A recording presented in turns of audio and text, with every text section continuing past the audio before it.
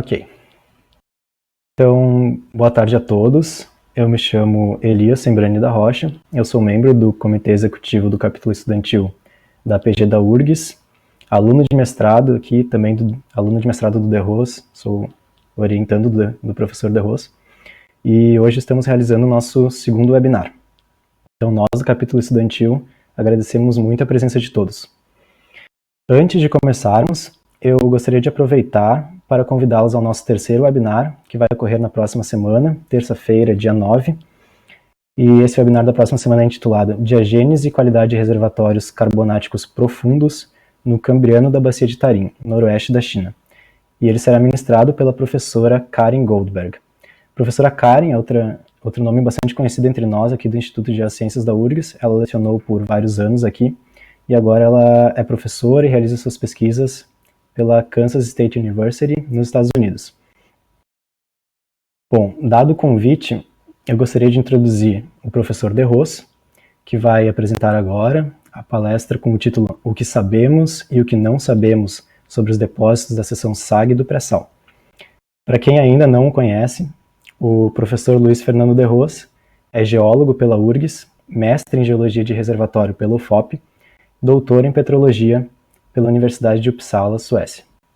Ele trabalhou 9 anos com geologia de reservatório e petrologia na Petrobras, e desde 1990 atua então na URGS como professor de petrologia sedimentar, diagênese, proveniência e desenvolvendo consultoria e diversos projetos de pesquisa aplicada para Petrobras, Shell, Chevron e outras empresas.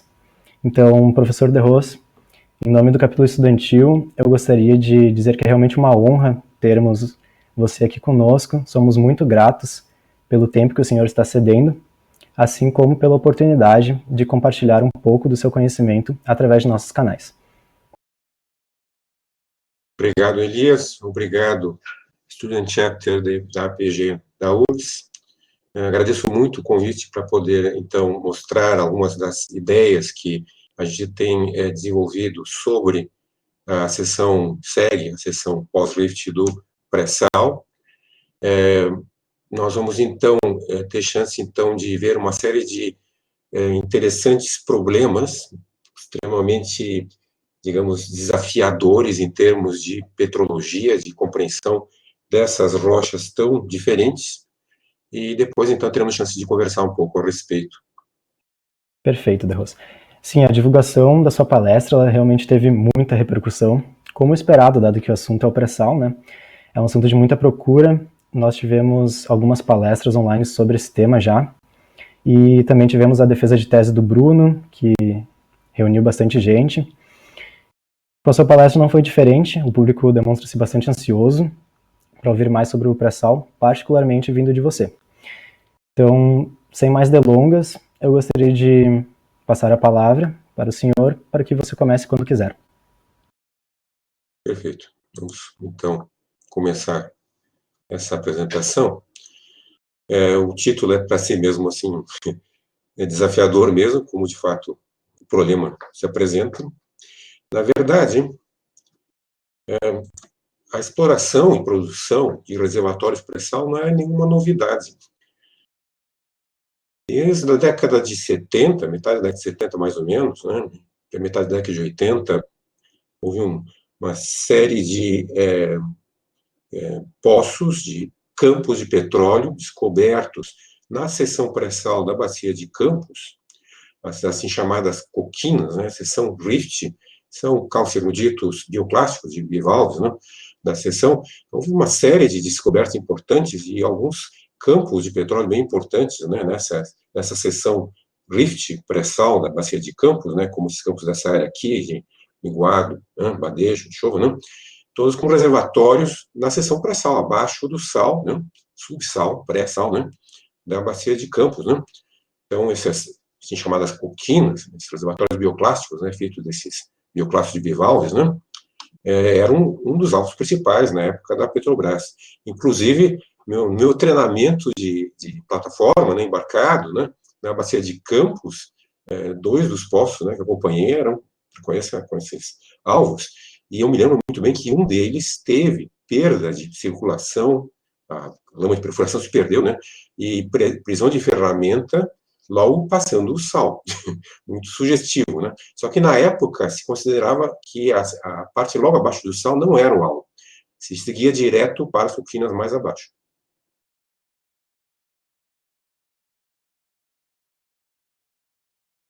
Apenas com a evolução dos métodos de aquisição de processamento sísmico que se pôde começar a pensar em perfurar a seção subsal, pré-sal, na água profunda. Né? Todos esses campos que apareciam naquela área ali, são todos de água rasa. Em água profunda, de fato, a imagem sísmica era péssima abaixo do sal. Então, com os novos métodos de processamento e aquisição sísmica, se conseguiu ter uma ideia clara da seção abaixo do sal, e se conseguiu perceber que essa parte que a gente chama agora de seg, né, de depressão, né, de seg, que fica acima da seção rift, como aqui na Bacia de Campos, por exemplo, né, tem uma grande continuidade e tem diversas estruturas importantes fechadas na base do sal. Isso passou a ser, então, um alvo para exploração em água profunda, principalmente na Bacia de Santos, mas também na Bacia de Campos. E logo em seguida começaram as descobertas. Então, em 2005, houve a descoberta do campo de Paraty, subcomercial, do prospecto, né? Em 2006, de Lula, que chamava na época de Tupi, né? Esse prospecto, né? Em 2007, o Parque das Baleias, no norte da Bacia de Campos. Né? Isso aqui, né? Os dois na Bacia de Santos. Você está vendo aqui uma seção com espessa sequência de sal, né? Que evitava que houvesse visão do que tinha abaixo do sal, né? Espessa sequência de sal, e abaixo disso, então, essas estruturas, como, por exemplo, a estrutura de Tupi, né? Lula, atualmente, né?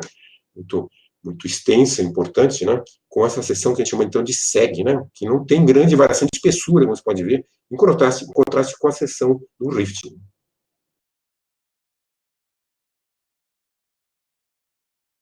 A melhora da qualidade sísmica foi brutal, né?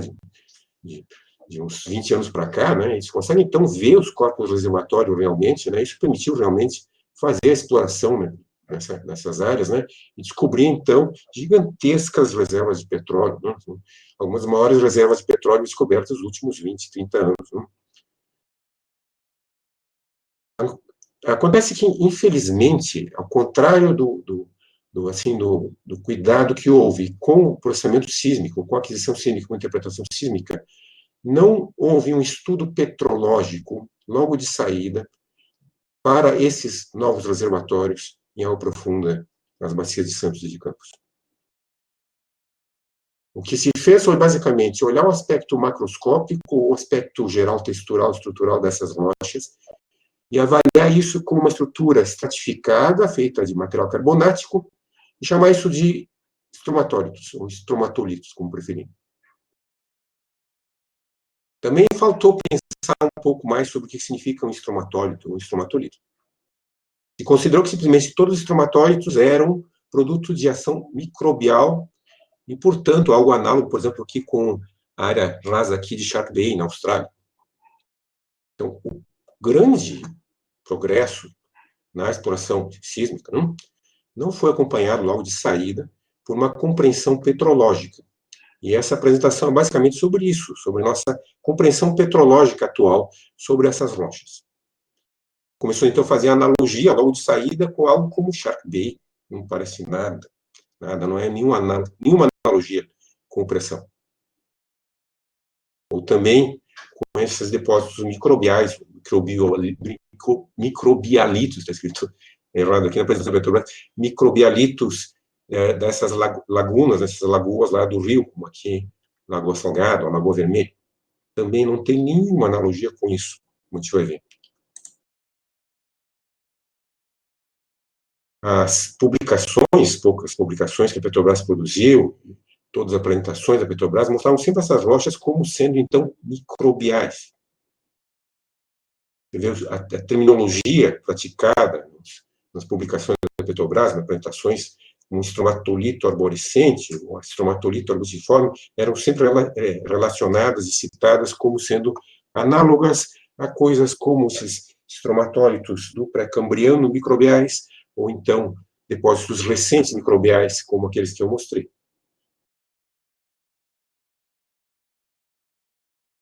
Aqui tem um exemplo claro disso, né? Que se cria todo um modelo dos depósitos do pré-sal com base em perfis de imagem, perfis elétricos de imagem, sem nenhum estudo petrológico, chamando tudo de microbial, ok? Com toda uma faciologia que, olhada em detalhe, realmente não se confirma. Não existe nenhuma relação, realmente, das rochas reais com um modelo como esse.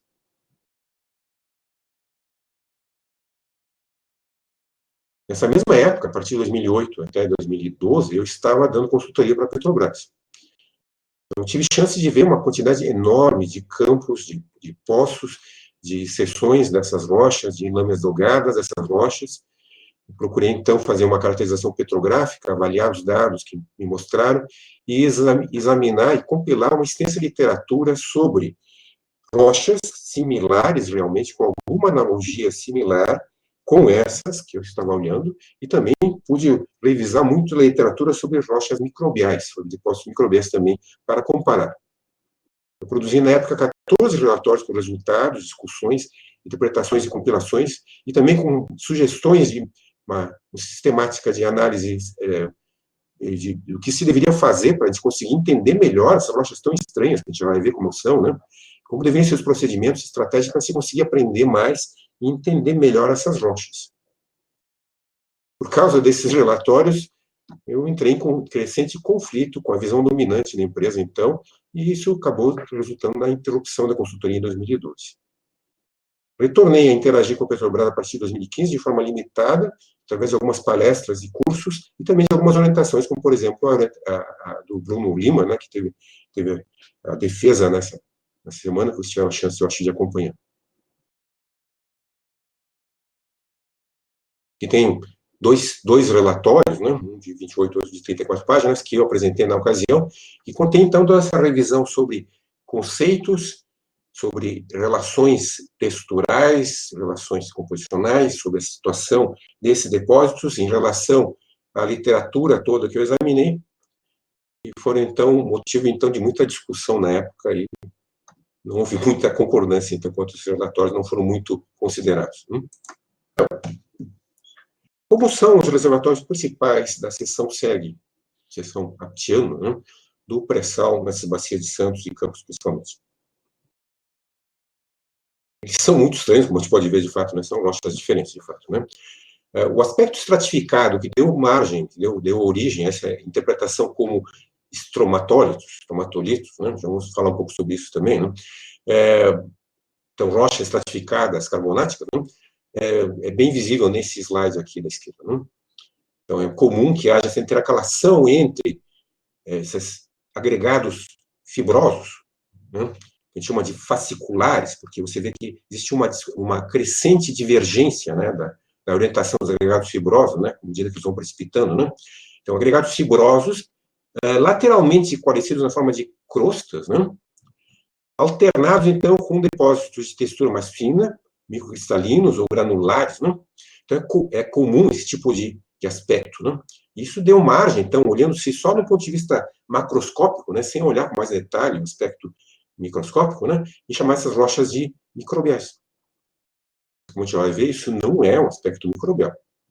Okay? Existe, então, muitas vezes, acumulação dessas crostas, muitas vezes depósitos fasciculares cobrindo outros depósitos fasciculares e formando, algumas vezes, acumulações de alguns metros continuamente com isso, ou então intercalados com depósitos mais finos, textura mais fina ou laminados. Tudo bem até aqui? Vamos continuar.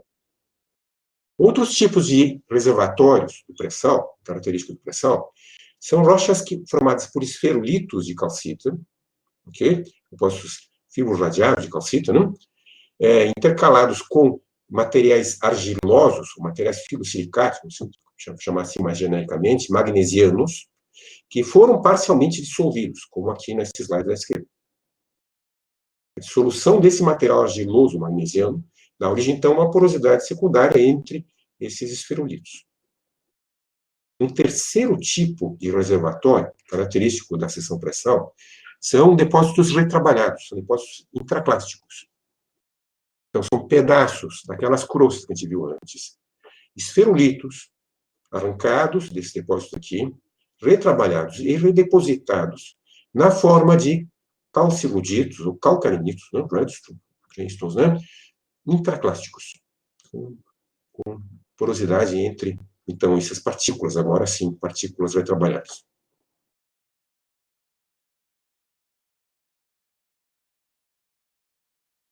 Procurando entender como eram formadas aquelas crostas fasciculares, né, eu revisei bastante literatura. E eu descobri que, de fato, existem depósitos que correspondem a fábricas análogas às crostas fasciculares. Um tipo de depósito que mostra analogia de fábrica, e potencialmente, portanto, de processo de formação, são alguns tipos de travertinos. Travertinos, chamo a atenção de vocês, são depósitos de fontes calcárias, né, de fontes carbonáticas. Então, tem alguns tipos de travertinos que são considerados abióticos na literatura dos travertinos, né, que são formados pelo que o pessoal chama de ray crystal shrugs, ou radione em italiano, ok? São, então, agregados fibrosos divergentes com continuidade cristalográfica ao longo dos agregados, né, como esses que vocês estão vendo aqui. Isso mostra uma grande similaridade entre esses depósitos, né, com alguns daquelas crostas fasciculares que a gente vê em pressão. Os depósitos desse tipo intravertinos são considerados produtos de precipitação química abiótica. O que significa abiótica? Significa não existe um substrato microbial, não existe uma colônia de bactérias que está sendo mineralizada, né, coberta ou incrustada, né, por material mineral para formar essas coisas aqui. Okay? Seria, então, contraponto a microbial. Microbial significa o quê? Nós temos uma colônia de bactérias ou de outro tipo de micróbios que está sendo, então, mineralizada ou incrustada ou coberta por material sedimentar. Então, esses travertinos aqui desse tipo, que lembram bastante os reservatórios fasciculares, como chama, né, do pré-sal, são considerados abióticos. E nós temos outros exemplos, né, diversos exemplos de travertinos com essas fábricas fibrosas, né, divergentes mais ou menos divergentes, todas elas similares às coisas que a gente viu ali nos reservatórios de pré-sal, que são consideradas, então, produto de uma precipitação química por perda de CO2, evaporação, com o cálcio e o CO2 vindo muitas vezes do magmatismo ou metamorfismo. Tem alguma literatura, caso vocês queiram ver, sobre travertinos abióticos, como esses aqui.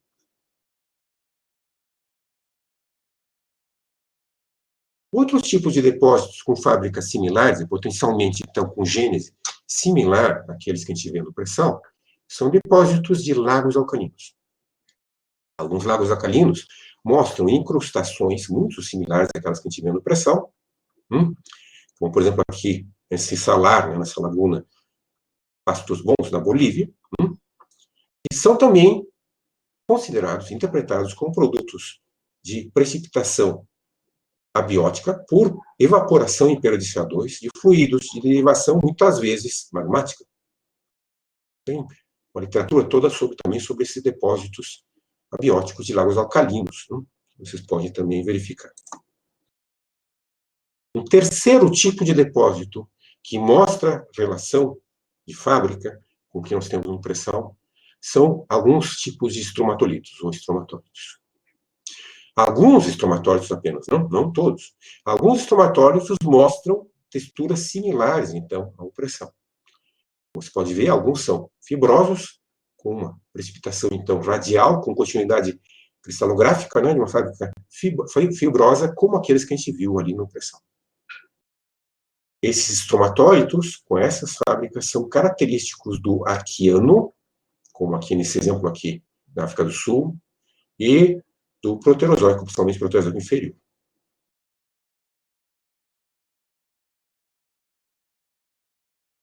Como vocês podem ver aqui nas fábricas características de depósitos microbiais, não existe nenhuma relação de fábrica, de textura, entre os reservatórios característicos do pré-sal e os depósitos interpretados como sendo microbiais, realmente.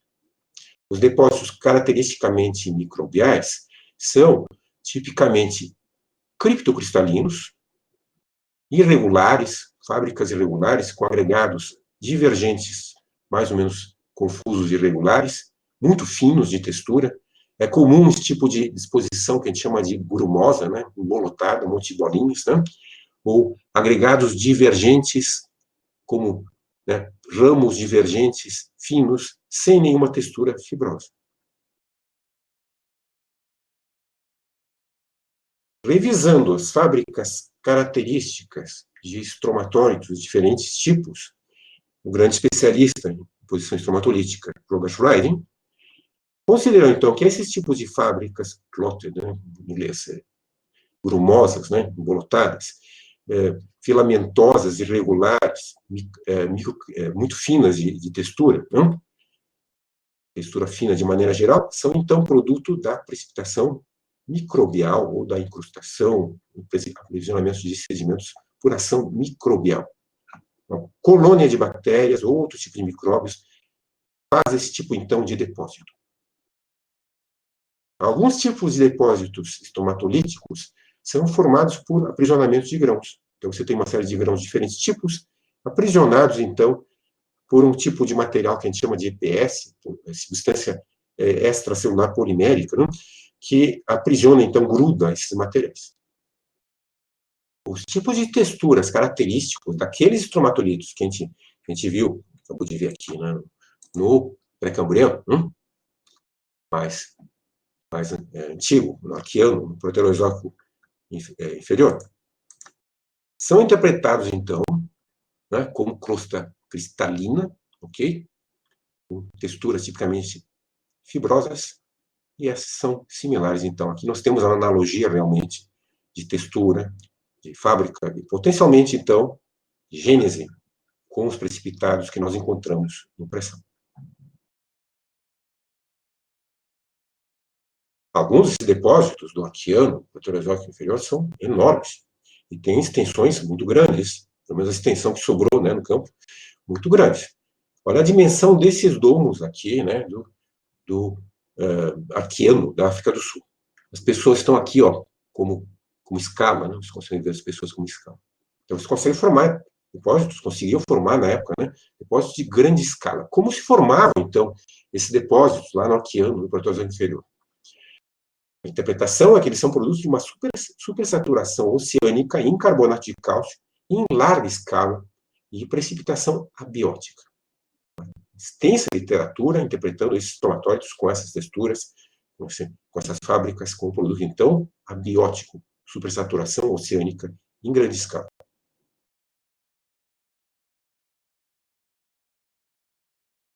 A partir do Paleoproterozoico, isso só ocorreu, uma supersaturação oceânica em grande escala, após alguns eventos catastróficos, eventos globais de crise ambiental e de extinção em massa, como, por exemplo, ao final do Proterozoico, assim chamados cap carbonates, logo após o Snowball Earth, né? Nós temos esses cap carbonates, que são, então, similares também com esses depósitos.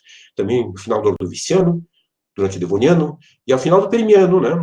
No evento de extinção em massa mais brutal, né? Mais radical da história do planeta. E nós temos exemplos aqui, dois lugares diferentes, onde nós temos então, precipitados marinhos, radiais, né, fibroradiados, em grande extensão, no limite permiano-triássico, então marcando esse evento de supersaturação. Como a fauna e flora marinha carbonática foi extinta em grande escala, o oceano se tornou saturado, então, com respeito a carbonato, e houve precipitação abiótica nesses eventos, então, de precipitação pós-paleoproterozoico, então. São eventos pontuais, então, no tempo, mais importantes. Voltando para a opressão. Junto com os depósitos fasciculares, depósitos arborescentes fasciculares, né, nós temos também esses firulitos, né, que são, então, precipitados, fibroradiados, de forma esférica, mais ou menos, né, que são também tipicamente associados àqueles depósitos fasciculares. Os esferulitos tipicamente são formados dentro de um material argiloso de composição magnesiana. Essa matriz para os esferulitos é tipicamente formada por um desses dois minerais, a stevensita, que na verdade é uma smictita magnesiana, okay? E a querolita, que é uma versão hidratada do talco. Né? A diferença entre os dois é basicamente que aqui existe mais substituição e, portanto, tem necessidade de alguns íons, espaço intercamado. Esse não tem íons no espaço intercamado, só tem água. Eles podem variar de um para o outro, né? Um substitui o outro e até formar camadas mistas. Né? Então, você olha em detalhe a matriz desses ferrolitos, tipicamente você vê essas argilas, fiosilicatos magnesianos, né? Laminados, com as laminações deformadas pela precipitação dos ferrolitos, indicando que essa precipitação ocorreu cedo, antes de maior compactação, não? Mas também interrompidas contra os ferrolitos, indicando que os ferrolitos substituíram também esses fiosilicatos magnesianos. Então, isso é um processo eodiagenético, ok? Início da diagênese, numa profundidade mais ou menos limitada, né? Próximo à interface sedimento-água, não?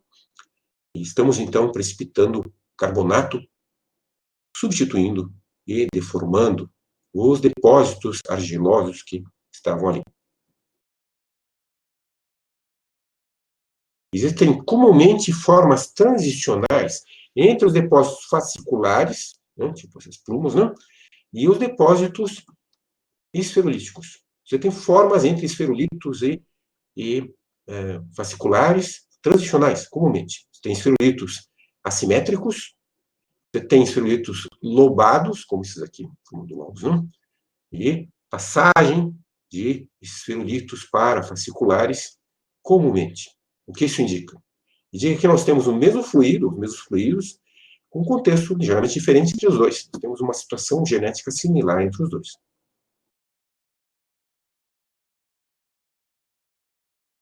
Aqueles silicatos magnesianos, né, stevensita, querolita tipicamente, que hospedam os ferrolitos do pré-sal, são comumente substituídos, posteriormente, à formação dos ferrolitos por dolomita, magnesita, que aparece, né?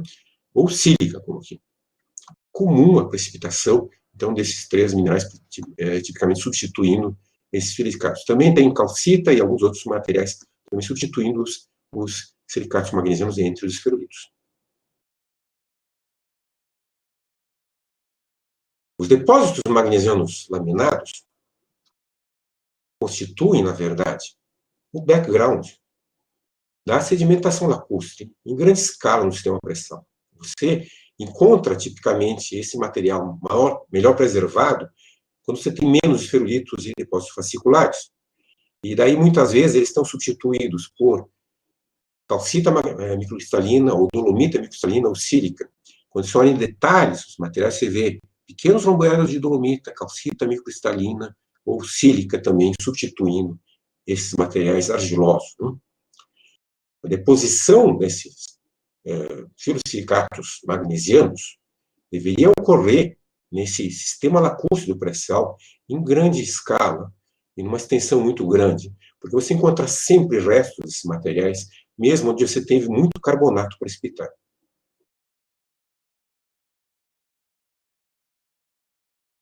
Nós procuramos, então, entender essa formação, olhando muitas ocorrências diferentes, e traçar, então, a evolução típica desses depósitos de uma forma mais esquemática aqui, né?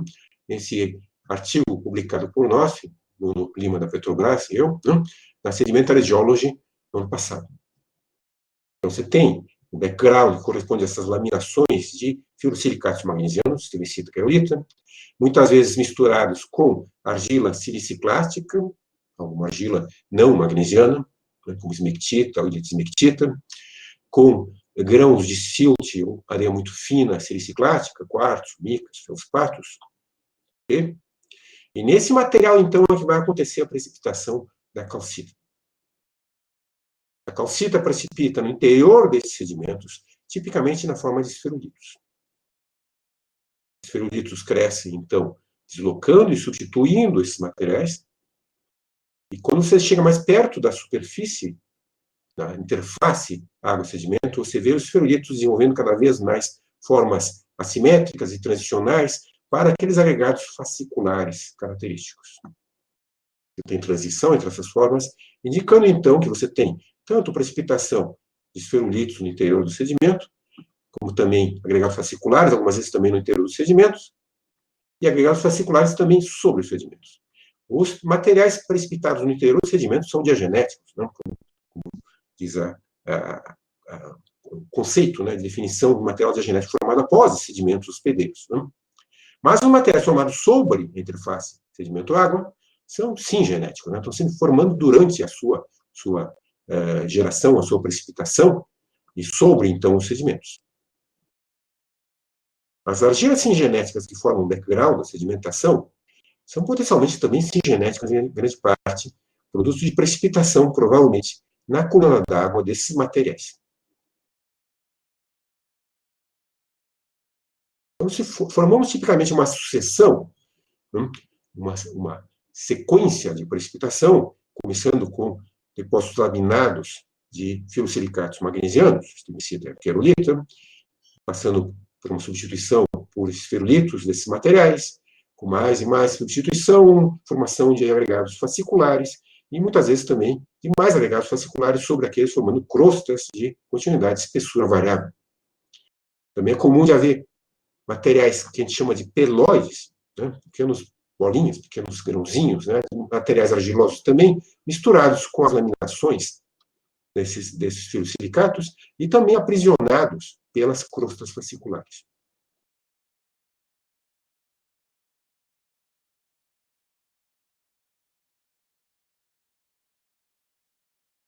A espessura e a continuidade destes ciclos, ou dessas sequências, pode variar tremendamente. Existem áreas em que você só tem depósitos laminados, sem esferulitos, praticamente. Existem áreas que você tem basicamente esferulitos substituindo os depósitos laminados. Existem áreas que você tem essencialmente depósitos fasciculares, uns sobre os outros, formando crostas fasciculares de certa espessura. Existem áreas em que esses depósitos se alternam. Os agregados fasciculares, como a gente viu, podem ser tanto singenéticos, como crostas sobre os sedimentos, no caso desse aqui, né, que parece ser um material formado sem material intersticial, depósitos fasciculares, quanto também diagenéticos, formados no interior dos sedimentos. E é comum de haver uma sequência de um para o outro.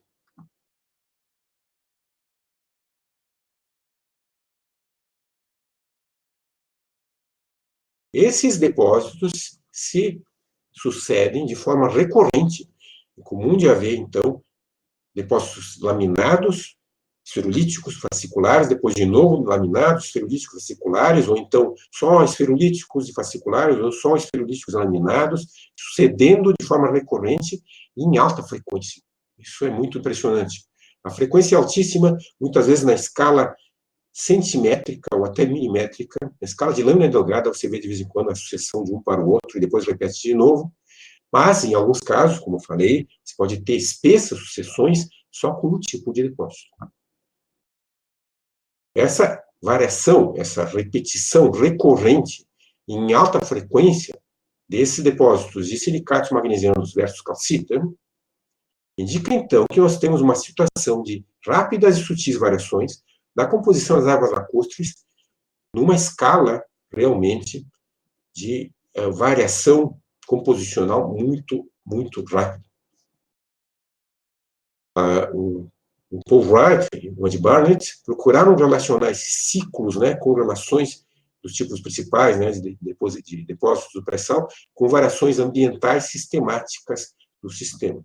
Pelo que eu vi até agora, tipo de variação, a variação também de espessura entre diferentes partes desse ciclo, como eles identificam, impede de a gente considerar isso como produto em grande escala do sistema, ao mesmo tempo, em todos os lugares.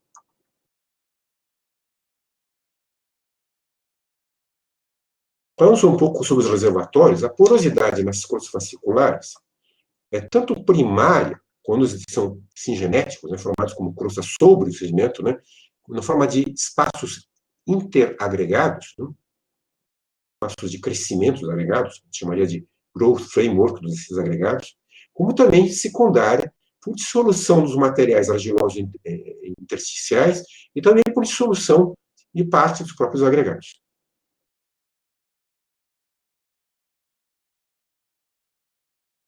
A porosidade nas rochas ferulíticas, ao contrário, é puramente secundária. Ela é formada por dissolução daquelas argilas magnesianas laminadas, intersticiais dos agregados, e, em parte, também dentro dos agregados, intraagregados também, por dissolução de parte dos ferulídeos.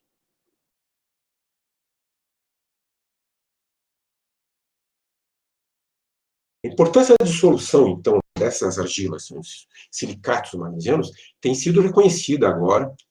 Tinha chamado a atenção disso lá aqueles relatórios lá de 2009, 2010, 2011, né? Tinha chamado a atenção, olha, parte da porosidade, para mim, parece dissolução de argilas, mas agora está sendo reconhecido isso bastante, né? Temos publicações recentes, inclusive, como essa aqui do Rice Barnett, de 2020, chamando a atenção que parte da porosidade, parte importante da porosidade dos reservatórios, principalmente quando você tem esferulitos, né, é, de fato, secundária, por dissolução das argilas.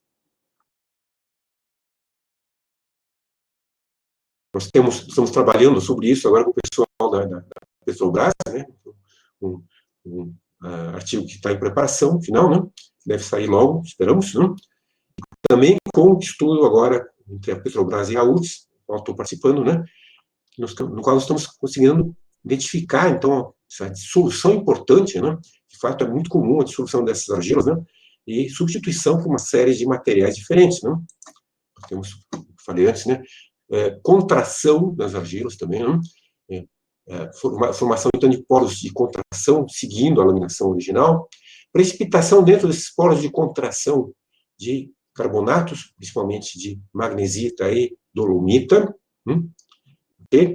E dissolução das argilas, algumas vezes depois da precipitação desses carbonatos, com formação de novos carbonatos, então, na porosidade gerada pela dissolução. Nós temos todo um processo, né, isso aqui é desse artigo que está em preparação, então, esperamos poder ter logo ele publicado, toda uma sequência, então, de processos de alteração dessas argilas para gerar os carbonatos que as estão substituindo, ou então que estão preenchendo a porosidade de sua dissolução. Muito importante para os reservatórios. No artigo mais antigo, nós trabalhamos sobre isso, faz parte do mestrado do Ronald Erlinger, né?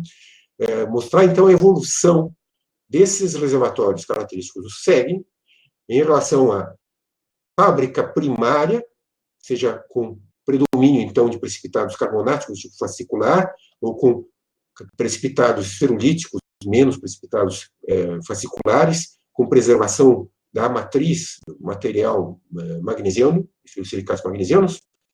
Então, nós temos a evolução, que começa algumas vezes com muito mais porosidade, outras vezes não, você tem materiais intersticiais, depois do passo da porosidade, você pode ter dolomita, aqui mostrado aqui em roxo, né, em púrpura, a dolomita, ocupando o espaço intersticial, ou substituindo essas argilas magnesianas, como aqui, por exemplo, né?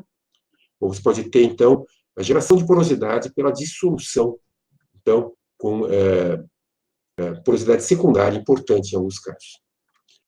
Olhando-se um diagrama aqui, de característica de petrofísica, de qualidade desses reservatórios, nós vemos que a melhor situação possível é aquela que você tem preservação da porosidade interagregado, entre os agregados fasciculares, mais dissolução da matriz.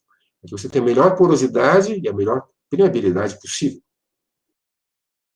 Quando você tem a matriz preservada, né, você tipicamente tem uma baixa qualidade de reservatório, tem pouca porosidade e permeabilidade.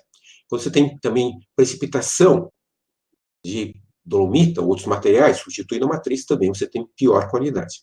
Você pode ter também rochas com bastante porosidade intercristalina, né, entre cristais de dolomita, e é muito comum de haver isso em diversos desses reservatórios, né, com porosidade intercristalina mais ou menos bem conectada e com boa, então, porosidade.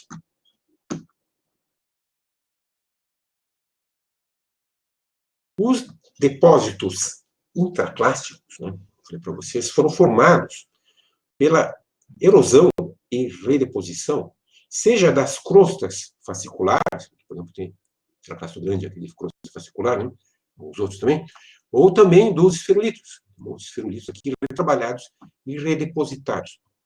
Esses depósitos intraclásticos constituem, então, reservatórios bem importantes, seja na Bacia de Santos, de Campos, mas também nas suas equivalências conjugadas na margem africana.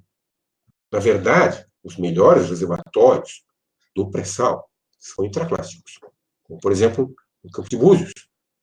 Tem alguns poços do Campo de Búzios que estão produzindo 60, 50 mil barris por dia. São os melhores reservatórios do pré-sal. São os melhores reservatórios do mundo atualmente.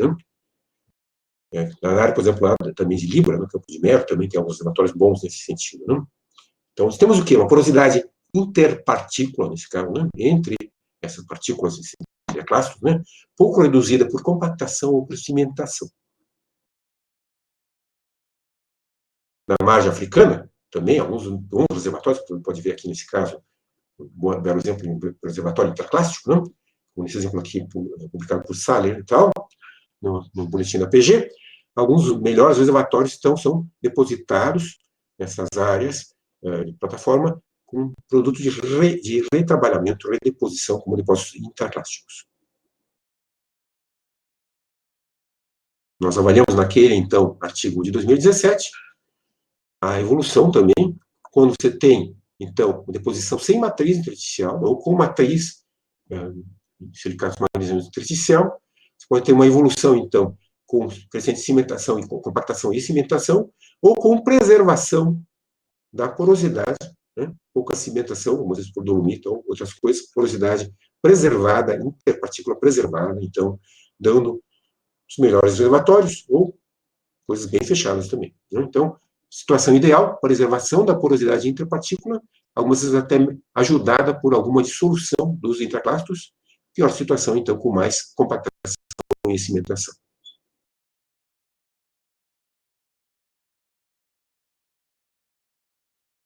Dolomitização é bastante comum na sucessão, e pode ser tanto bem seletiva, pegando quase que só as argilas magnesianas, silicicatos magnesianos,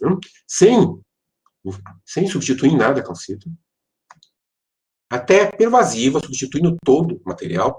Você fica, então, com rochas totalmente dolomitizadas, dolostons, rochas formadas por cristais de dolomita com porosidade intercristalina, que também são reservatórios importantes em alguns lugares. A silicificação também pode ser seletiva, afetando essencialmente as argilas magnesianas intersticiais aos esferulitos ou agregados fasciculares, ou pervasiva, completa, substituindo tudo e deixando rochas tipo chert, algumas vezes com texturas relíctas, como é o caso aqui, irreconhecível, outras vezes nem tanto. Você pode ter depósitos silicosos, com texturas cristalinas.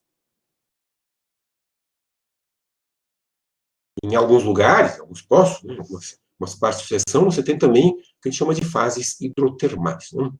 Você tem fases como dolomita em cela, como quartzo prismático cristalino, macrocristalino, como barita, muitas vezes com conteúdo de estrôncio, mais ou menos alto, estrôncio barita, e celestita também, qual seja o sulfato de estrôncio, sulfato de barita, calcita macrocristalina, sulfetos também, muitas vezes, precipitados.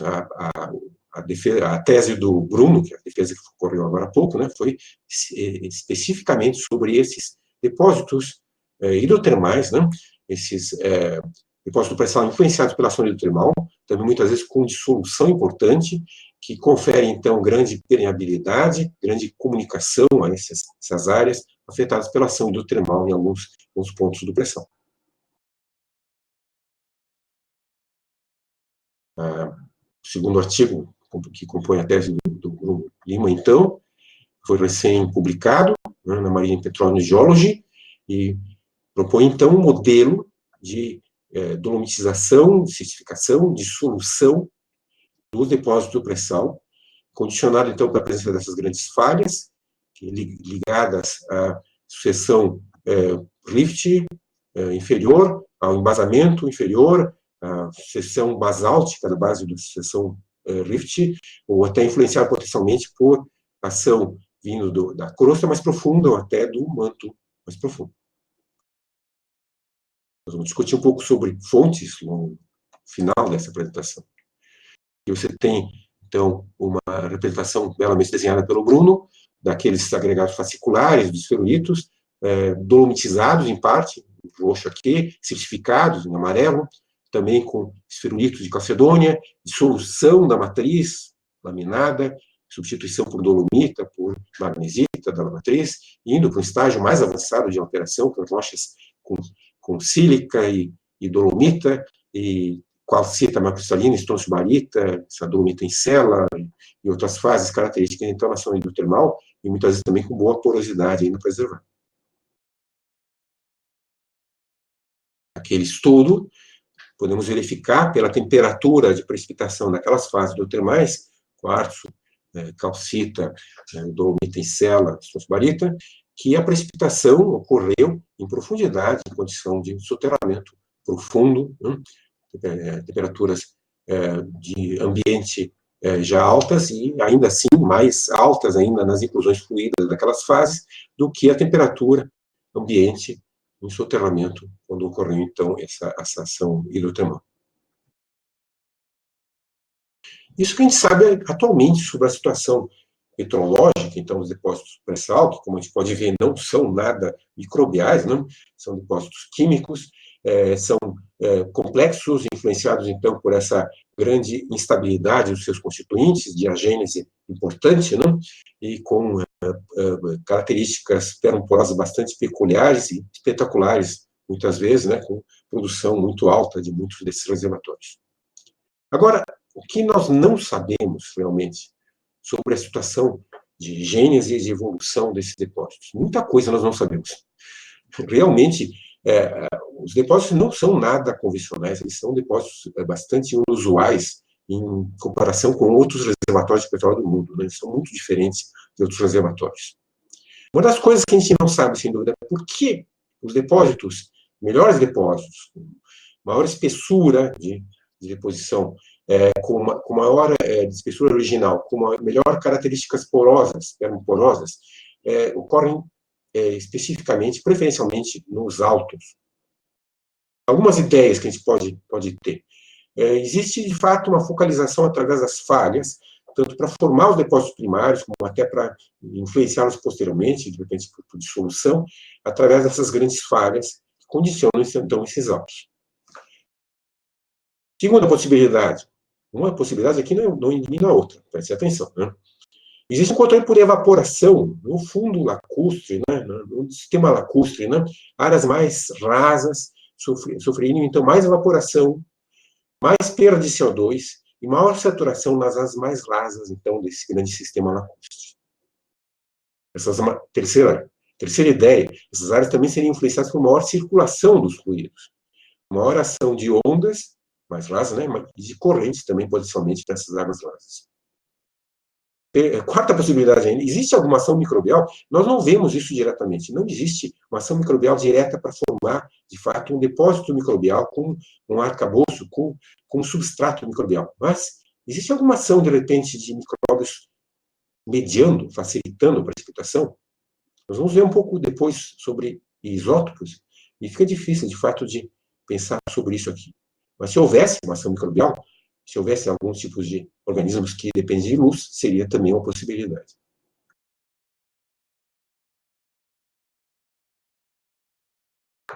Tem gente que tem considerado que alguns das texturas do pré-sal são características de travertinos. Como a gente viu, de fato, tem travertinos que têm texturas bem parecidas, né? Mas a gente poderia chamar esse depósito, de maneira geral, de travertinos? Seria uma questão importante. Travertinos são, como falei, depósitos de fontes carbonáticas, né? Águas saturadas em carbonato surgem na superfície e precipitam uma série de depósitos. Agora, travertinos são característicos, são tipicamente caracterizados como sendo depósitos com uma fantástica riqueza de faces, de fábricas, de texturas, uma fantástica variação, diferentes tipos de depósitos formando essas plataformas, esses depósitos fibrosos, tipo espaguete, esses tipos de faces proximais. À medida que a gente se afasta do conduto hidrotermal, da fissura hidrotermal, você tem, então, essa variação muito rápida, muito radical, muito rica, de diferentes tipos de faces que não ocorrem no sistema pressão. Nós temos alguns depósitos travertinos que parecem, de fato, com aqueles que a gente viu, mas toda essa riqueza fantástica de faces características dos travertinos não aparece nos depósitos de pré-sal. Você tem uma grande repetição daquelas faces fasciculares e esferulíticas em extensão enorme. Se você pegar um depósito do pré-sal da bacia de Santos e comparar com a bacia de Campos, eles são basicamente iguais, muitas vezes. Você pega alguns depósitos dos campos lá, da parte das baleias, e mostra o pessoal que trabalha na bacia de Santos, eles juram, não, isso aqui é de Lula. Não, não é. Eles são iguais apenas. Outro problema para considerar esse depósito do pré-sal como travertinos é a questão dos isótopos estáveis.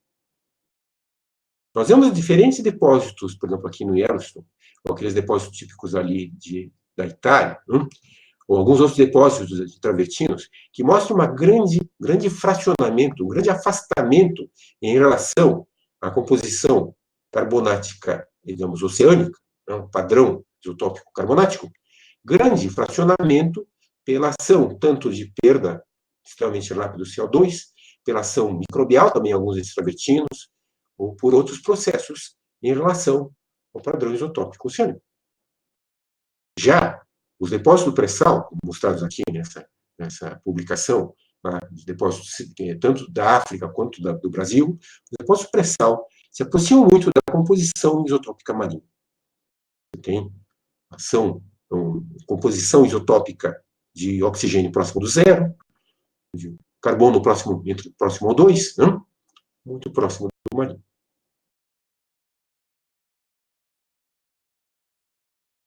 Outras questões muito importantes. De onde vem todo o material, de onde veio todo o material para formar esses depósitos? Nós pegarmos a margem brasileira e a margem africana juntos.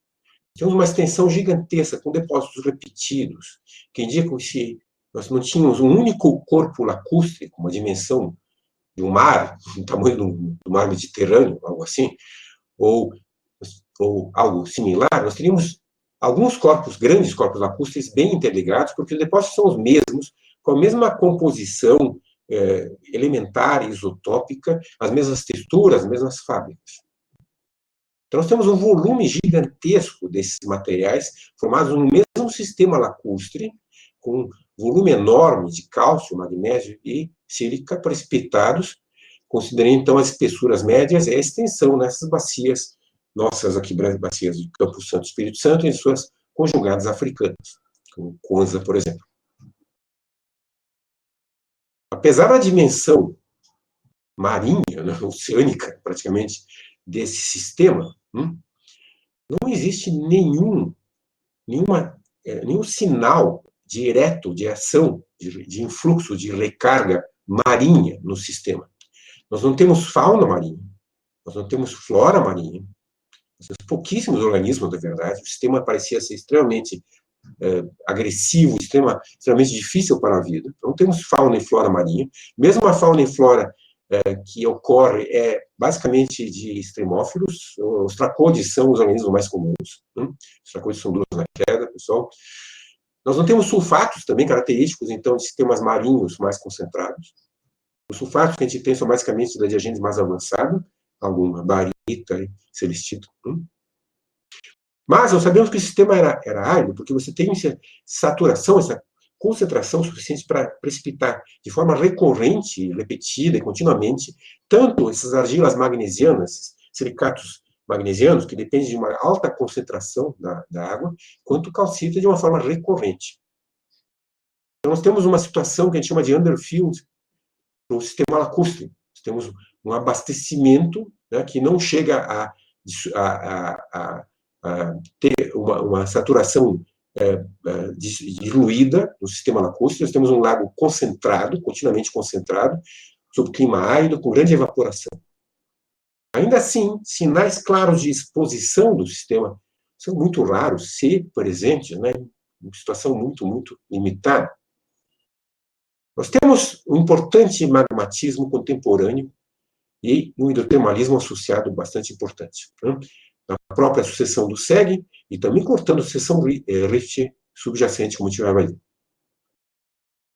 Nós temos, na parte conhecida, pelo menos das bacias, Um embasamento, no entanto, que é essencialmente granítico-gnástico, que não combina com a composição de magnésio, cálcio, da sucessão.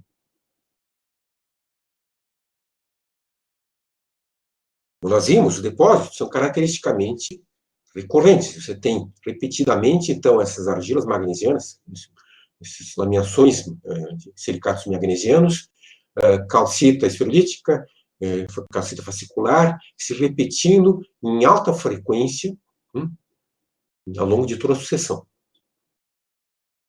A sucessão, que a gente chama de série, variação de espessura pequena, então, né, foi depositada sobre uma sucessão rift, em cima de uma discordância regional, discordância pós-rift, né, sobre restos de meio, está escrito errado aqui, pessoal, meio graves do rift.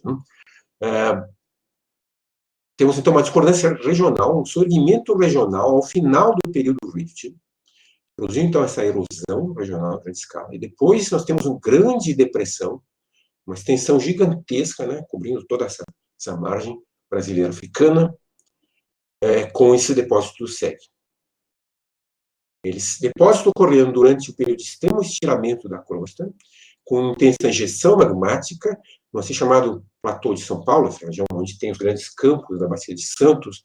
Nós temos, então, um volume gigantesco de injeção magmática, e, inclusive, com indicações geofísicas de exumação, exposição ou subexposição do manto sob as áreas deposicionais ou adjacente a essas áreas, no mesmo período. Existem, no entanto, composições isotópicas do estrôncio, a razão isotópica do estrôncio, né, não combina com uma fonte do manto, ou mesmo uma fonte do magmatismo contemporâneo, que seria basicamente máfico-básico. Não?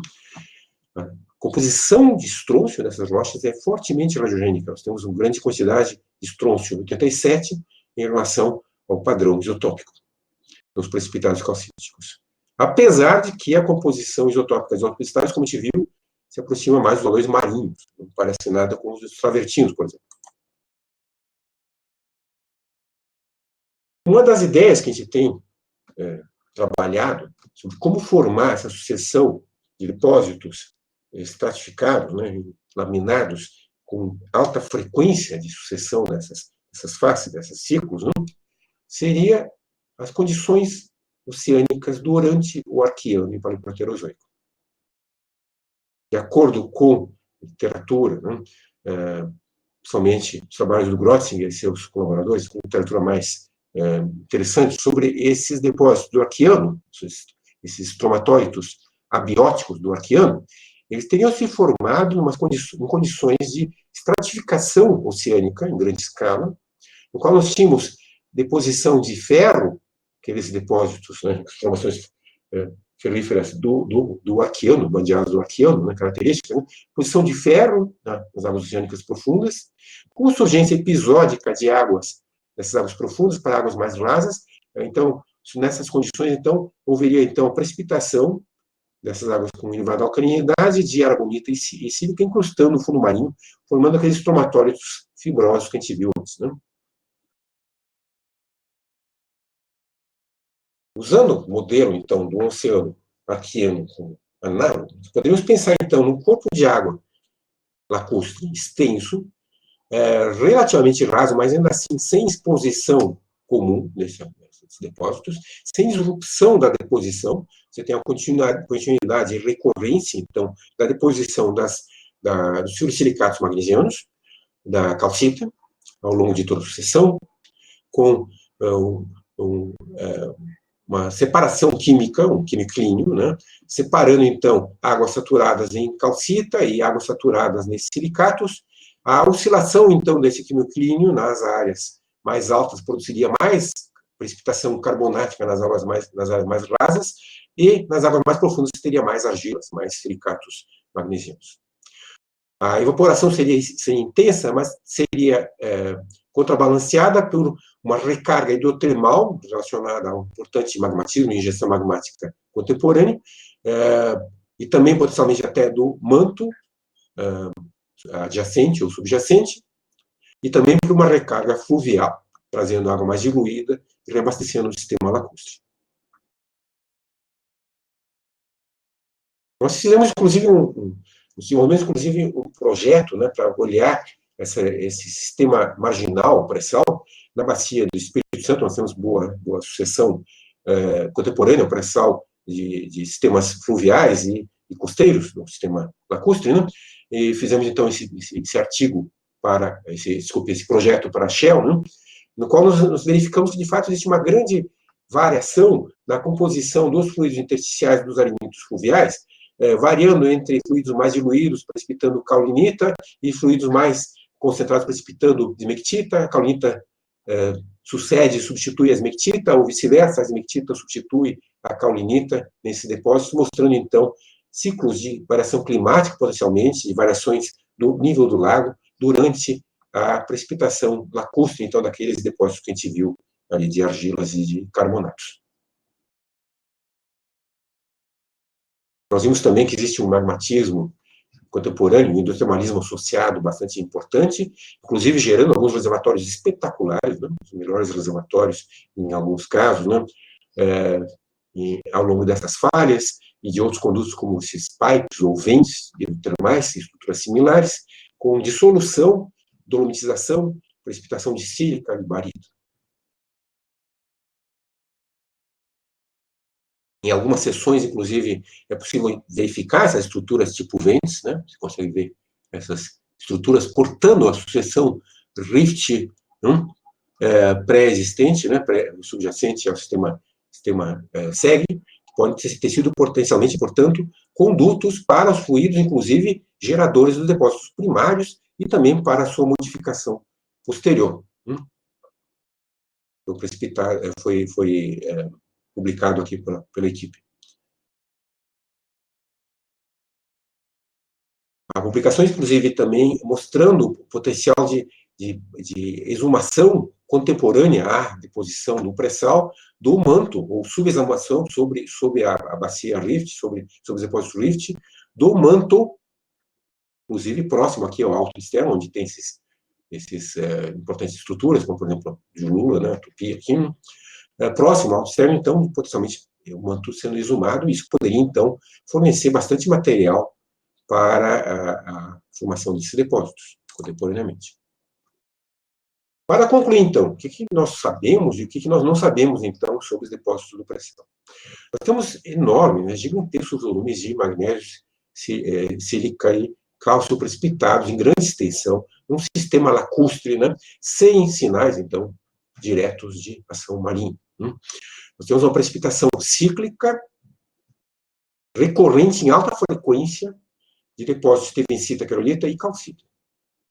A composição original da calcita, nós temos atualmente uma composição um pouco recristalizada, mas é potencialmente também magnesiana, né, com esse sistema tão rico em magnésio. Esses depósitos são compostos por crostas coalescentes de calcita fascicular, abióticos, né, com uma porosidade primária e secundária por dissolução daqueles silicatos magnesianos.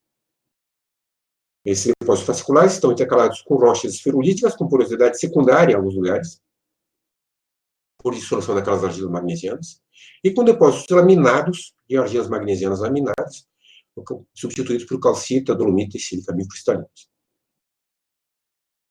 Por retrabalhamento, potencialmente por ondas ou correntes, gerou depósitos intraclásticos que são importantes, muito bons reservatórios em alguns locais. O sistema, como a gente viu, não tem evidência de suprimento de uma recarga marinha efetiva. Não tem fauna nem flora marinha e não tem depósitos de sulfato singenéticos, né, contemporâneos importantes. O embasamento subjacente não tem a composição certa para ser uma fonte importante de materiais, em granítico, linástico, félsico. Mas nós temos importante e heterogêneo magmatismo básico, ultramáfico, em alguns casos, contemporâneo. Com importante fraturamento, dissolução, dolomitização, silicificação, por ação hidrotermal, possivelmente, né, provavelmente relacionada a esse magmatismo, contemporâneos, inclusive com diversos casos com excelente qualidade, com altíssima permeabilidade, né, uma porosidade também, e ação benéfica sobre os reservatórios de pressão. Os depósitos do rift subjacente, bioclásticos e esterencíticos, inclusive, com as esterencíticos, inclusive, podem ser fontes também de parte desse material, desde que eles foram cortados por esses condutos hidrotermais, esses pipes, essas falhas que os conectam, então, com depósitos SEG. Outra fonte potencial que nós temos para esses depósitos é o manto, né? Estiramento crustal extremo. Nós temos indicações da gravimetria, né? Da sísmica de exumação ou subexumação do manto. Então, para a gente concluir, realmente, aqui nós temos, então, um conhecimento ainda incipiente sobre as condições petrológicas, o suficiente para saber bem mais do que sabia, né, quando eles foram descobertos, mas ainda com necessidade de muito trabalho ainda para se fazer. Nós temos ainda muito a descobrir, a entender essa ocorrência espetacular. Essa, sem dúvida, é a ocorrência mais espetacular descoberta no planeta em termos geológicos nas últimas décadas, o sistema pré-sal, então, das bacias brasileiras e africanas. Muito obrigado, então, pela atenção de vocês. Podemos, então, passar às perguntas.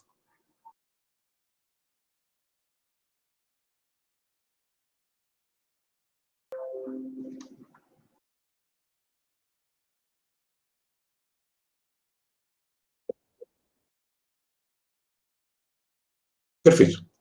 Já me escuta, professor? Estou ouvindo. Ok. Acho que você está me vendo agora também. Uhum. Então, ok, professor. Professor De Ros, muito obrigado pela apresentação. Novamente foi uma honra para nós do capítulo estudantil da PG da URGS. Eu que agradeço. O prazer é nosso. A sua palestra foi muito elogiada, muitos colegas parabenizando seu trabalho. Nós tivemos um pico em torno de 350 pessoas assistindo simultaneamente à palestra, sendo o número total de pessoas que assistiram bem maior. Ainda eu posso informar, então, que a qualidade de áudio e vídeo foi boa, a apresentação foi transmitida sem problemas. Ótimo. Então agora nós temos um tempo para que você responda algumas perguntas que foram selecionadas pela nossa equipe. Se você checar no nosso chat aqui, eu também compartilhei elas para vocês, caso tu tenha alguma dúvida enquanto eu leio elas. Uhum. A primeira pergunta, então, é do Vitor Pinheiro Sommer, da URGS. Ele cita Pitt e outros, 2020, sugere que havia um equilíbrio químico entre o carbono dissolvido na água do lago com o CO2 da atmosfera, favorecendo a deposição lacustre ao invés da precipitação de travertinos. Sugerem que o final da deposição SAG ocorreu sob influência de um evento anóxico global. O que o senhor pode afirmar sobre a influência atmosférica na deposição dos carbonatos do pré-sal? Boa pergunta. Como a gente viu, então, apesar da composição isotópica de isótopos estáveis, né, no caso, carbono e oxigênio, do pré-sal, sugerir uma composição marinha, nós não temos nenhum outro sinal de que isso fosse, de fato, oceânico. Nós não temos nenhuma fauna ou flora caracteristicamente marinhas, né, e também não temos sulfatos, né, que é um componente essencial da água do mar, e isso, então, deveria estar presente se houvesse, então, um sistema de recarga oceânica, né, como nós temos, por exemplo, no Mediterrâneo, durante o Mioceno, né, nós temos bacia oceânica, a bacia marinha do Mediterrâneo, foi isolada, então, do Atlântico, e houve, então, uma intensa precipitação de sulfato, né? Isso não ocorre aqui, né? Então, não havia, de fato, um abastecimento oceânico para o sistema, né? O artigo do pessoal da Petrobras é muito, muito bom em mostrar que isso tinha uma influência atmosférica bastante importante, né? No entanto, a relação entre a situação anóxica, que se refere à pergunta, é do fundo oceânico, do fundo marinho, das bacias marinhas contemporâneas, ok? E não no sistema, na condição anóxica da atmosfera, né? A atmosfera não se tornou anóxica, não houve uma extinção em massa durante o Aptiano, né, em terra, né, nesse tempo, né? Então, é bastante interessante que isso seja discutido com mais profundidade. Nós precisamos trabalhar essa questão da interação entre o sistema lacustre e a atmosfera, e do abastecimento também, potencialmente, do CO2 vindo do sistema magmático, né? quando se olha os precipitados atualmente, né, com atenção em termos de composição, e se compara com a composição do CO2 que existe nos reservatórios atualmente, muita gente já falou, não, mas espera um pouco, por que isso tudo não é magmático diretamente? Diz que o CO2 que tem no reservatório agora parece ser magmático, né, de composição. Nós temos muito que desenvolver ainda nessa discussão, né, uma discussão bastante complexa, mas a questão de que não são travertinos também passa pelo que eu mostrei, né, os depósitos tipo travertino têm uma relação com os condutos muito íntima, né, com variação faciológica muito relacionada aos condutos e também tem um fracionamento muito característico. Né? Eles não têm esse fracionamento, os depósitos de pressão. Ok, perfeito, De Rose, muito obrigado. A segunda pergunta é do Bruno Vale, plagiacede da UFRJ. Ele pergunta: você considera a hipótese de alguns autos atuais não serem paleoaltos, que a Curácia possui as interpretações paleoambientais em uma bacia sedimentar tão afetada por tectonismo sem uma reconstrução estrutural apropriada? Sim. Muito bem, Bruno. De fato, bem colocado. Sim, sem dúvida. Dá para ver isso em alguns dos autos de pressão, que houve um magmatismo posterior. A estrutura não é do tempo SEG, né? Você tem um afinamento importante do SEG. Em outros, não. De fato, dá para ver em outras estruturas que não tem esse afinamento, né? Então, não devia ter um alto... quer dizer, o alto, nesse caso, seria persistente, não devia ter uma ação, quer dizer, tectônica, para formar o alto que a gente vê agora, né? Então, o magmatismo, o tectonismo nesse caso, posterior, né? Não tem um afinamento sobre um alto pré-existente, né? A situação que eu me referi de favorecimento é muito das faces melhores, né? De ser mais as faces melhores de reservatório, é muito típica do pré-sal, né? Em diversas estruturas do pré-sal, você tem as melhores faces à medida que você vai para a parte mais alta da estrutura, né? Você tem mais carbonatos, e os carbonatos são mais porosos quando você vai mais para cima da estrutura. Então, sugerindo, de fato, que tenha uma situação do alto já está presente, no caso das faces primárias, né? Predominantes, fasciculares, as faces serem controladas pela presença do alto. Mas isso pode ser também devido à presença da falha limite, nesses casos, em alguns casos. Né? Ok, muito obrigado, professor. A próxima pergunta é da Giovana, UFPR. Ela pergunta sobre os EPS e biofilmes. Professor, mas o material nos quais os carbonatos seriam incrustados quando envolvendo microbiais, EPS e biofilmes, não seria de muito difícil preservação? Sim, sem dúvida, a preservação de EPS é muito difícil, né? Você não consegue preservar diretamente EPS, o que se faz é mineralizar o EPS, né? Você não vai ter o EPS preservado, sem dúvida que não, né? Você teria, no entanto, no caso, sempre que você tem colônias microbiais, aqueles tipos de precipitados característicos da forma das colônias, a disposição dessas colônias e também da alteração delas por outros micróbios, né, que dão origem, então, àqueles agregados como a gente viu, né, que são, muitas vezes, criptocristalinos, irregulares, cristalinidade muito baixa, grumosos, ramificação irregular, característicos, né? Então, a colônia é preservada dessa forma, né? Você não vai ter chance de ter EPS sem a colônia microbial, certo? O EPS é um sistema de defesa, na verdade, um sistema de proteção da própria colônia microbial. Você não vai ter EPS sem depósito microbial, sem colônia microbial. Né? Você pode mineralizar a colônia e seu EPS, mas não vai ter EPS sem colônia. Ok, muito obrigado, professor. Nossa quarta pergunta, Luciano Seixas Chagas, consultor independente aposentado da Petrobras desde 2004. Ele questiona: as crostas significam exposição durante sedimentação e erosão posteriores, formando depósitos intertravertinos? Os fluidos são hidrotermalitos ou pneumatólitos? Pneumatólitos, talvez. Qual o principal agente de solução? Não, Luciano, bom ver a sua pergunta aqui. Não, Luciano, as crostas não significam exposição. As crostas significam aqueles depósitos, tipo crostas, são formados tipicamente por agregados fasciculares que coalescem com outros agregados fasciculares lateralmente. E muitas vezes são recobertos por mais depósitos fasciculares. Então, você tem, então, precipitação fascicular sobre precipitação fascicular ou lateralmente, formando então essas crostas. Sinais claros de exposição são extremamente raros. De todos os poços que eu já vi até agora, eu vi 2 poços, eu já vi dezenas e dezenas. Né? Eu vi 2 poços que você poderia dizer, bom, isso aqui poderia ser uma exposição. E tipicamente são só bem no fim da sucessão. Quando você está bem próximo do sal, você começa a ver sinais de exposição, coisas que parecem um sapo, tá certo? Agora, eu não entendi bem a questão de depósitos intertravertinos, ok? Se você quer dizer que a deposição intraclástica, né, que eu falei, de retrabalhamento dessas crostas, ocorre apenas entre elas, não é verdade. É bem comum de você ter intercalação entre depósitos in situ, tipo crosta fascicular, e depósitos intraclásticos, uns sobre os outros. Sobre fluidos hidrotermais ou pneumatolíticos, eu acho que é essa questão, eu acho que não entendi bem a questão. O principal agente de dissolução, quando você tem ação hidrotermal, né, é motivo de discussão, realmente. Né? Nós precisamos avançar mais quanto a isso. Né?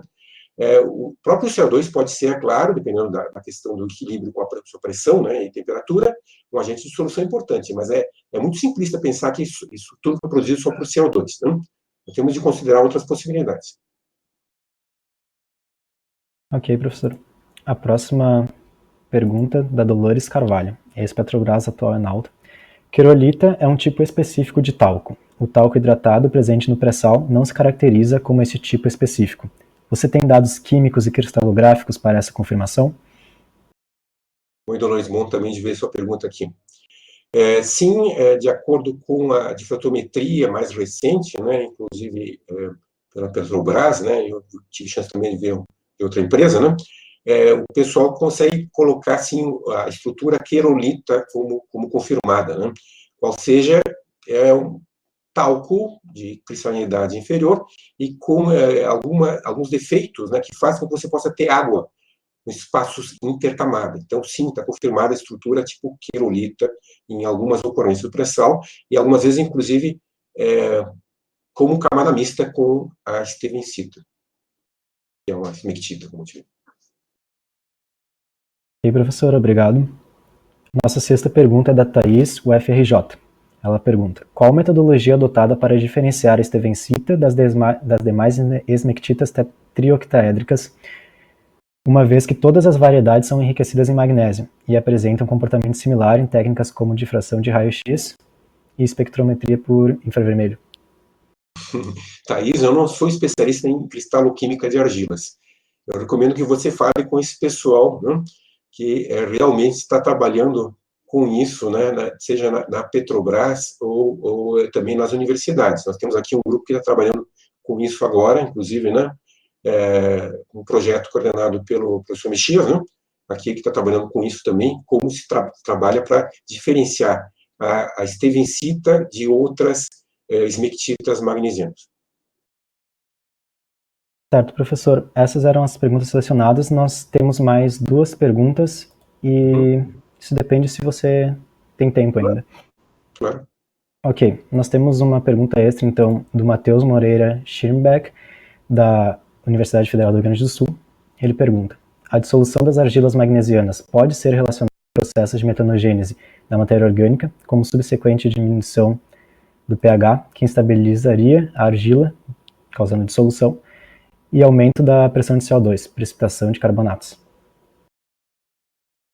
Matheus, você andou lendo alguns artigos mais antigos do Paul Wright, pelo visto. Né? O Wright estava falando isso em alguns artigos mais anteriores. Né? Não pode ser, né? Porque o metanogênese tem uma assinatura isotópica muito característica. Então, os precipitados carbonáticos, né, que estão ali relacionados com a dissolução das argilas magnesianas, deveriam ter essa assinatura isotópica e não tem. Né? Assinatura isotópica da metanogênese positiva, né, muito característica, muito fácil de identificar. Então, nós não temos metanogênese para dissolver. Ok.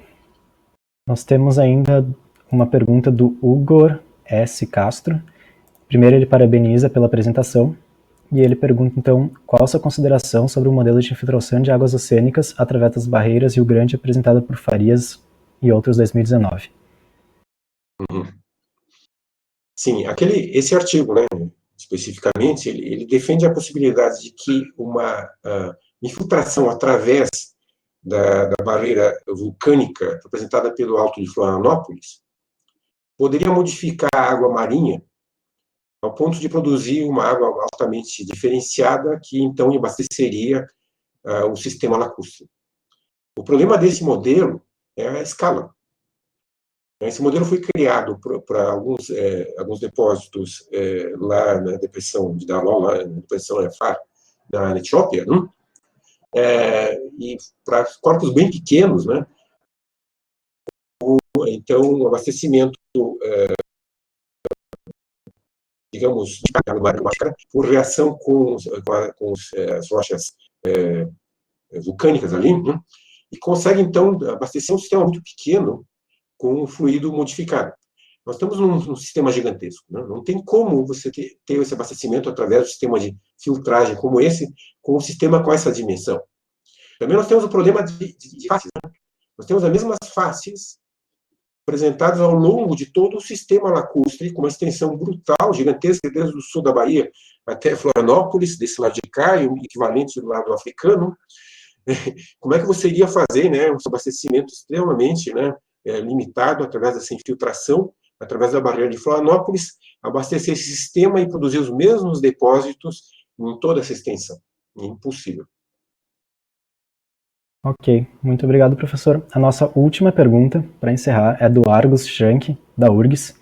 Ele pergunta quais são os efeitos de outros elementos alcalinos no sistema, fora o magnésio e os carbonatos, como o cloro. Como? Desculpe. Ele digitou Cl. Cloro? Isso. Cloro não iria gerar uma situação de alcalinidade, né, no caso, é contrário, né? Ele acho que ele está pensando assim, não em termos assim, em termos gerais, né, em termos do químismo. Cloro deve ser um componente muito importante, sem dúvida, no sistema, né? Nós não conseguimos fechar o balanço, se você pensar, né, todo o cálcio que você tem, todo o magnésio que você tem, né, todo o silício que você tem no sistema, usando só o carbonato, né, como ânion.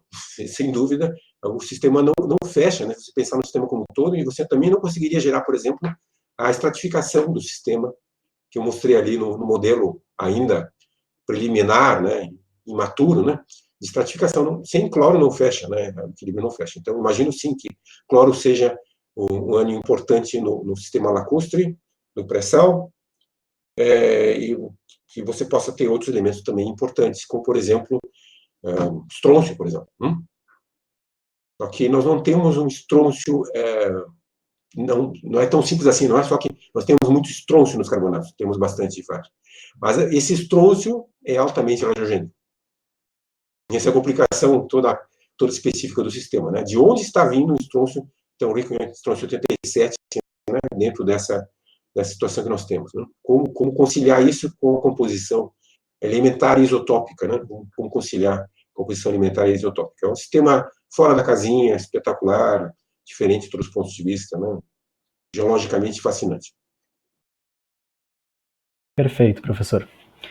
Então, De Rosa, agora a gente vai encerrando. Eu gostaria de agradecer novamente. É um prazer termos você aqui conosco.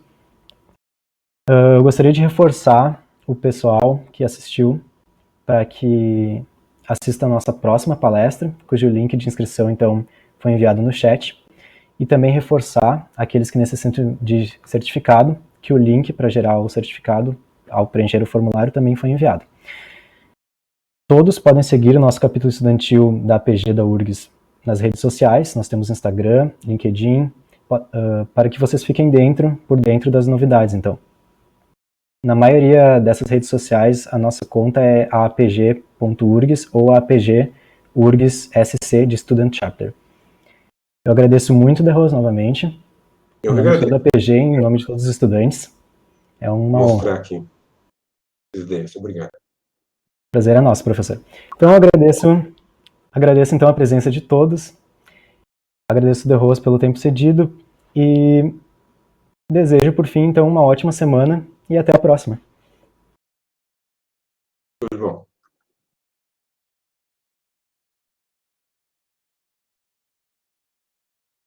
Ok.